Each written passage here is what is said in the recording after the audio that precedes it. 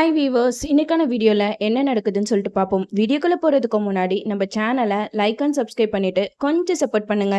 வாங்க இப்போ வீடியோக்குள்ளே போகலாம். வெற்றிக்கு விஷயம்லாம் தெரிஞ்சு அந்த ரவுடிங்க கிட்ட போயிட்டு சிவராமன் வீட்டு பத்திரத்தை வாங்கி சிவராமன் கையிலேயே ஒப்படைச்சிட்டாரு. சிவராமன் கேட்குறாரு, எப்படி தம்பி இந்த பத்திரத்தை வாங்கிட்டு வந்தீங்க அப்படின்னு சொல்லிட்டு கேட்க, அதுக்கு வெற்றி சொல்கிறாங்க, அதெல்லாம் நான் கேட்குற விதத்தில் கேட்டு வாங்கிட்டு வந்துட்டேன் மாமா. அதை பற்றிலாம் நீங்கள் எதுக்கு கேட்குறீங்க? உங்களுக்கு தேவை இந்த பத்திரம் தானே, இதை பத்திரமா வச்சுக்கோங்க, இனிமேட்டு உங்களுக்கு எந்த பிரச்சனையும் வராது அப்படின்னு நம்பிக்கை சொல்லிட்டு போயிடுறாங்க. இந்த சைடு போலீஸ் கேஸ் அலைஞ்சு ஒரு வழியா அதுல இருந்து மீண்டு வந்துட்டோமேன்னு சொல்லிட்டு ஈஸ்வரமூர்த்தி வெற்றி எல்லாருமே பேசிக்கிட்டு இருக்கும்போது அப்போ மீனாட்சி பண்ண வேலைனால அவங்க வீட்டுக்கு போலீஸ் வராங்க. போலீஸை பார்த்ததுமே மீனாட்சி பயங்கரமா சிரிக்கிறாங்க உள்ளுக்குள்ள. ஆனா வெளியில தெரியாத மாதிரி காட்டிக்கிறாங்க.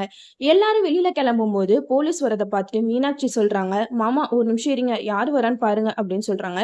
அப்போ போலீஸ் எல்லாம் வராங்க. போலீஸ் கிட்ட ஈஸ்வரமூர்த்தி சொல்றாங்க, அதான் பிரச்சனை எல்லாம் முடிஞ்சிருச்சுல, அப்ப எதுக்கு வீடு வரைக்கும் வந்திருக்கீங்க அப்படின்னு சொல்லிட்டு கேட்க, அதுக்கு அந்த இன்ஸ்பெக்டர் சொல்றாங்க, அந்த பிரச்சனை இல்ல சார், இது வேற பிரச்சனை, உங்க மேல ஒரு கம்ப்ளைண்ட் வந்திருக்கு அப்படின்னு சொன்னதுமே நம்ம மீனாட்சி சிரிக்கிறாங்க. ஈஸ்வரமூர்த்தி ஷாக் ஆகுறாங்க.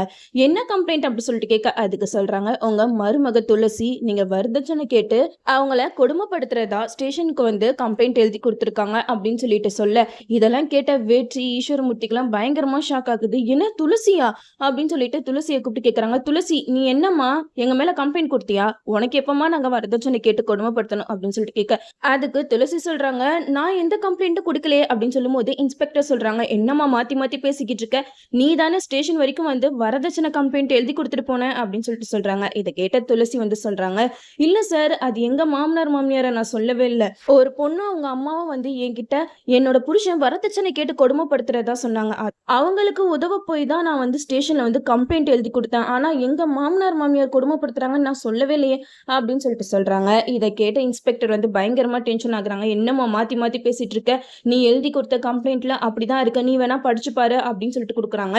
இதை பார்த்து துளசி வந்து கொஞ்ச நேரம் அப்படியே உங்களுக்கு மைண்டே ஓடல, பயங்கரமா டென்ஷன் ஆயிட்டாங்க. இதுக்கு பின்னாடி ஏதோ ஒரு விஷயம் நடந்திருக்கு அப்படின்ட்டு யோசிச்சுக்கிட்டு இருக்கும் போதே ஈஸ்வரமூர்த்தி வெற்றி அவங்க ஃபேமிலி எல்லாத்தையுமே போலீஸ் ஸ்டேஷனுக்கு கூட்டிட்டு போயிடுறாங்க. இதை பார்த்த மீனாட்சிக்கு பயங்கர சந்தோஷமா இருக்கு.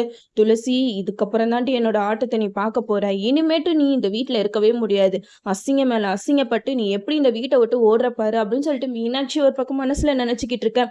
இந்த சைடு ஈஸ்வரமூர்த்தி துளசியை பார்த்து சொல்றாங்க, என் குடும்பம் மொத்தத்தையும் ஸ்டேஷன் படி ஏற வச்சுட்டல, இதுக்கப்புறம் நான் உன்னை சும்மாவே விட மாட்டேன் அப்படின்னு சொல்லிட்டு அவங்களும் கிளம்பிடுறாங்க. நம்ம துளசி இப்போ தனியா நிக்கிறாங்க. உங்களுக்கு என்ன பண்றது ஏது பண்றதுன்னே புரியல.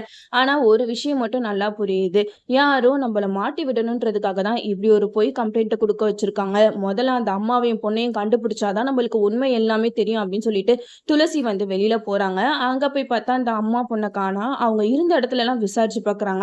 அப்போ அவங்க வீட்டு அட்ரஸ் எல்லாம் கண்டுபிடிச்சு அங்க போயிட்டு பாக்குறாங்க. அப்ப அம்மாவும் பொண்ணும் ரொம்ப சந்தோஷமா சிரிச்சுக்கிட்டு இருக்காங்க. இதை பார்த்து துளசிக்கு பயங்கரமா டென்ஷன் ஆகுது. அவங்க ரெண்டு பேத்தையும் வச்சு விளாசுறாங்கன்னு சொல்லலாம் நம்ம துளசி. நான் உங்களுக்காக உதவி பண்றதுக்காக தானே ஸ்டேஷன்ல போய் கம்ப்ளைண்ட் கொடுத்தேன், நீங்க என்னன்னா பொய் சொல்லி இப்படி எல்லாம் என்னை பண்ண வச்சிருக்கீங்க, இதனால என்ன நடந்துச்சு தெரியுமா, என் ஃபேமிலி மொத்தமா இப்போ போலீஸ் ஸ்டேஷன்ல நிக்குது, எதுக்காக இப்படி பண்ணீங்க, முன்ன பின்ன நான் உங்களை பார்த்தது கூட இல்லை, என் மேல உங்களுக்கு என்ன கோபம் அப்படின்னு சொல்லிட்டு கேட்கும்போது அவங்க ரெண்டு பேருமே எதுவுமே சொல்லல. அதுக்கு துளசி சொல்றாங்க, நீங்க ரெண்டு பேரும் எதுவும் சொல்லலைன்னா நான் வந்து மேல இடத்துல கம்ப்ளைண்ட் பண்ணி காலம் ஃபுல்லா நீங்க கம்பின்ற மாதிரி பண்ணிடுவேன் அப்படின்னு சொல்லிட்டு பயங்கரமா மிரட்டுறாங்க. இதை கேட்டதுமே அதுங்க ரெண்டு பேரும் உண்மையை உளறிடுச்சுங்க. சாரிம்மா, எங்களை மன்னிச்சிருங்க, ரெண்டு பேர் எங்க கிட்ட வந்து உங்க முன்னாடி புருஷன் கொடுமைப்படுத்துறாங்க, வரதட்சணை கொடுமை அப்படின்னு சொல்லிட்டு அழுது சீன் போட சொன்னாங்க. அதே மாதிரியே நாங்க பண்ணணும், நீங்க என்னன்னா போயிட்டு போலீஸ்ல கம்ப்ளைண்ட் கொடுத்துட்டீங்க, எங்களுக்கு பண தேவை இருந்துச்சு, அதனாலதான் அவங்க சொன்னபடி நாங்க செஞ்சோமா, வேற எந்த முன் விரோதமும் உங்க மேல எங்களுக்கு கிடையாது, முன்ன பின்ன நாங்களும் உங்களை பார்த்ததே கிடையாது அப்படின்னு சொல்றதை கேட்டதுமே நம்ம துளசியும் பயங்கர கோவப்படுறாங்க. சரி, உங்களை யார் இப்படி எல்லாம் நடிக்க சொன்னா அப்படின்னு சொல்லிட்டு கேட்கறாங்க. அப்போ அவங்க ரெண்டு பேரும் சொல்றாங்க, மீனாட்சி திவ்யா இவங்க ரெண்டு பேரும் தான் இந்த மாதிரி எல்லாம் நடிக்க சொல்லி எங்களுக்கு பணம் கொடுத்தாங்க அப்படின்னு சொல்றாங்க. இதை கேட்டதுமே துளசி சொல்றாங்க, நீங்க எவ்வளவு பெரிய பாவம் பண்ணிருக்கீங்க தெரியுமா, நீங்க பண்ண பாவத்துக்கு பிராயச்சித்தமா நான் சொல்ற மாதிரி நீங்க பண்ணணும், அப்பதான் உங்களோட பாவம் எல்லாம் கழியும், உங்களுக்கு எவ்வளவு பணம் வேணாலும் நான் தரேன் அப்படின்னு சொல்றாங்க. இதை கேட்டதுமே ரெண்டு பேரும் சரிம்மா நாங்க வந்து உண்மையை சொல்லிடுறோம் அப்படின்னு சொல்லிட்டு வராங்க. இப்போ மீனாட்சி திவ்யா இவங்க ரெண்டு பேருமே ரொம்ப சந்தோஷமா சிரிச்சுக்கிட்டு இருக்காங்க. பட் இன்னும் கொஞ்ச நேரத்துல அவங்க ரெண்டு பேரும் போலீஸ் ஸ்டேஷன்ல போய் கம்பி என்ன போறாங்கன்றது தெரியவே இல்லை அவங்களுக்கு. நம்ம துளசி பயங்கர கோவத்தோட வீட்டுல என்ட்ரி கொடுக்குறாங்க. அப்போ மீனாட்சியை சவுண்ட் விட்டு கத்துறாங்க, ஏ மீனாட்சி வெளியில வா அப்படின்னு சொல்லிட்டு கூப்பிட, அதுக்கு மீனாட்சி சொல்றாங்க, எதுக்காக என்கிட்ட உன் குரலை ஒஸ்தி பேசுற அப்படின்னு சொல்லிட்டு கேட்க, அதுக்கு துளசி சொல்றாங்க, ஆ எதுக்காகவா? நீ பண்ண வேலைக்கு உன்னை தூக்கி வச்சு கொஞ்சுவாங்களா அப்படின்னு சொல்லிட்டு நம்ம துளசி சொல்றாங்க. மீனாட்சி மனசுல நினைக்கிறாங்க, ஒருவேளை நம்ம பண்ண வேலையெல்லாம் இவளுக்கு தெரிஞ்சிருச்சோ அப்படின்னு சொல்லிட்டு பயந்துட்டு இருக்காங்க. அப்போ அவங்க 2 பேரையும் கூப்பிட்டு, இவங்க 2 பேரையும் நீ தானே செட் பண்ணி வச்ச. இப்போ அவங்க அப்ரூவலா மாறிட்டாங்க. இப்போ போலீஸ் ஸ்டேஷன்ல போயிட்டு எல்லா உண்மையும் சொன்னா உன்னோட நிலைமை என்ன ஆகும்னு கொஞ்சமாவது யோசிச்சு பாத்தியா? அப்படின்னு சொல்றாங்க. அதுக்கு மீனாட்சி சொல்றாங்க, துளசி இப்படியெல்லாம் பண்ணிராத அப்படின்னு சொல்லிட்டு கெஞ்சுறாங்க. ஆனா நம்ம துளசி எதையுமே காதுல வாங்குற மாதிரி தெரியல. அவங்க 2 பேரையும் கூப்பிட்டுட்டு ஸ்டேஷனுக்கு போயிட்டு எல்லா உண்மையும் நிரூபிச்சிடுறாங்க. இத பார்த்ததுமே நம்ம வெற்றி, இததான் துளசி நான் உன்கிட்ட எதிர்பார்த்தேன். யாருமே இல்லாம தனியாளா நின்று என் மேல எந்த ஒரு தப்பும் இல்லன்னு சொல்லிட்டு நிரூபிக்கிற பாத்தியா? அதுதான் என்னோட துளசி அப்படின்னு சொல்லிட்டு வெற்றி வந்து மனசுல நினைக்கிறாங்க. ஒரு வழியா எல்லாரையுமே வீட்டுக்கு கூட்டிட்டு வந்துடுறாங்க. இது எல்லாத்துக்குமே காரணம் மீனாட்சி, திவ்யா இவங்க 2 பேரையும் கூப்பிட்டு நம்ம ஈஸ்வரமூர்த்தி வந்து வார்ன் பண்ணிடுறாங்க. எப்படியோ ஒரு வழியா துளசி வந்து உண்மையை நிரூபிச்சுட்டாங்க. இதே மாதிரியே துளசி எப்பயுமே போல்டா இருக்கணும். அப்பதான் வேற லெவல்ல இருக்கும். இந்த சைடு நம்ம அஞ்சலி வந்து மகேஷை பத்தி தான் யோசிச்சுக்கிட்டு இருக்காங்க. வீட்டை சுத்தி தன்னை வேவ் பாக்குறதுக்காக சிசிடிவி கேமராவை வச்சிருக்காரு. அதனாலதான் நான் பண்ற வேலை எல்லாத்தையுமே டக்குன்னு கண்டுபிடிச்சு இங்க வந்து எல்லா பிளானையும் சொதப்பி விட்டுறாரு. இதுக்கப்புறம் நம்ம சும்மா இருக்க கூடாது. முதல்ல அந்த சிசிடிவி கேமரால உள்ள கனெக்ஷன் எல்லாம் நம்ம கட் பண்ணணும் அப்படின்னு சொல்லிட்டு முடிவு எடுக்கும் போது அதை புரிஞ்சுக்கிட்ட மகேஷ் வந்து, அஞ்சலி நீ ரொம்ப ஸ்மார்ட்டா இருக்க, நான் என்ன பண்றேன் ஏது பண்றேங்கிறத நீ ரொம்பவே நல்லா தெரிஞ்சு வச்சிருக்க. ஆனா இந்த மகேஷ் கிட்ட எல்லாம் அதெல்லாம் நடக்கவே நடக்காது. நான் உன்னை விட புத்திசாலி. நீ என்ன யோசிக்கிறியோ அதை அப்படியே முறியடிச்சு விட்டுரும் அப்படின்னு சொல்லிட்டு மகேஷ் வந்து தூக்கத்துல இருந்து எந்திரிச்சு அங்க இருக்கிற கேமரா எல்லாத்தையுமே ரிமூவ் பண்ணிடுறாரு. நம்ம அஞ்சலி வந்து அதை டக்குன்னு பாத்துடுறாங்க. மகேஷ் இந்த நேரத்துல என்ன பண்ணிக்கிட்டு இருக்கீங்க அப்படி சொல்லிட்டு கேட்க, அதுக்கு மகேஷ் சொல்றாங்க, இல்ல அஞ்சலி எனக்கு தூக்கம் வரல, அதனாலதான் சும்மா லாவிக்கிட்டு இருந்தேன் அப்படின்னு சொல்றாங்க. நம்ம அஞ்சலி கண்டுபிடிச்சிடுறாங்க, இவர் ஏதோ ஒரு வேலை பண்ணிக்கிட்டு இருக்காரு, அதனாலதான் நம்ம கிட்ட மறைக்கிறாரு. சரி மகேஷ் நம்ம 2 பேரும் கொஞ்ச நேரம் பேசலாமா அப்படி சொல்லிட்டு கேட்கும்போது மகேஷ் சொல்றாங்க, இல்ல அஞ்சலி எனக்கு தூக்கமா வருது, நான் போய் கொஞ்சம் தூங்குறேன், நீ வா படுக்கலாம் அப்படின்னு சொல்லிட்டு கூட்டிட்டு போயிடுறாங்க.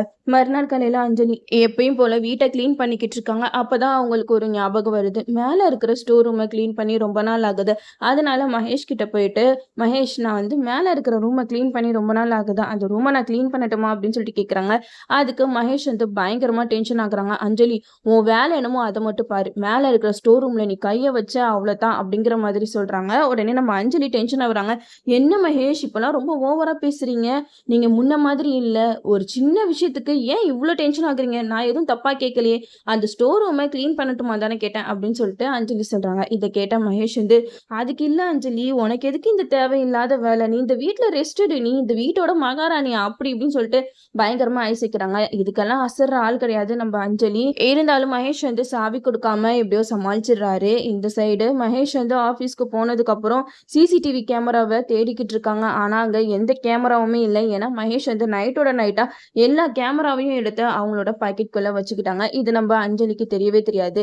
சரி கேமரா இல்ல நான் நினைக்கிறேன், நம்ம இந்த நேரம் தான் அந்த சீக்ரெட் ரூம்ல என்ன இருக்குன்னு கண்டுபிடிக்க முடியும் அப்படின்னு சொல்லிட்டு கரெக்டா அந்த டோரை ஓபன் பண்ணலான்னு போறாங்க. அப்போ இந்த பாடா போன மகேஷ் வந்து வந்துடுறாரு. எப்பயுமே அஞ்சலி வந்து ஒரு விஷயத்த கண்டுபிடிக்கும் போது எப்படிதான் மோப்ப பிடிச்சு இந்த மகேஷ் வராருன்னே தெரியல. அஞ்சலியோட ஒரு அசைவையும் நல்லாவே தெரிஞ்சு வச்சிருக்காரு. அதனாலதான் இப்ப அஞ்சலினால எந்த உண்மையுமே கண்டுபிடிக்க முடியல. சீக்கிரமா நம்ம அஞ்சலி மகேஷ் பண்ற பித்தலாட்டம் எல்லாத்தையுமே கண்டுபிடிச்சு சீக்கிரம் முருகன் கிட்ட இந்த சொத்து எல்லாத்தையும் ஒப்படைக்கணும். அப்பதான் எபிசோட் வந்து வேற லெவல்ல போகும். நம்மளும் வெயிட் பண்ணி பார்ப்போம். ஓகே வீவர்ஸ், இந்த வீடியோ உங்களுக்கு பிடிச்சிருந்தா லைக் பண்ணுங்க, மறக்காம நம்ம சேனலை சப்ஸ்கிரைப் பண்ணிருங்க.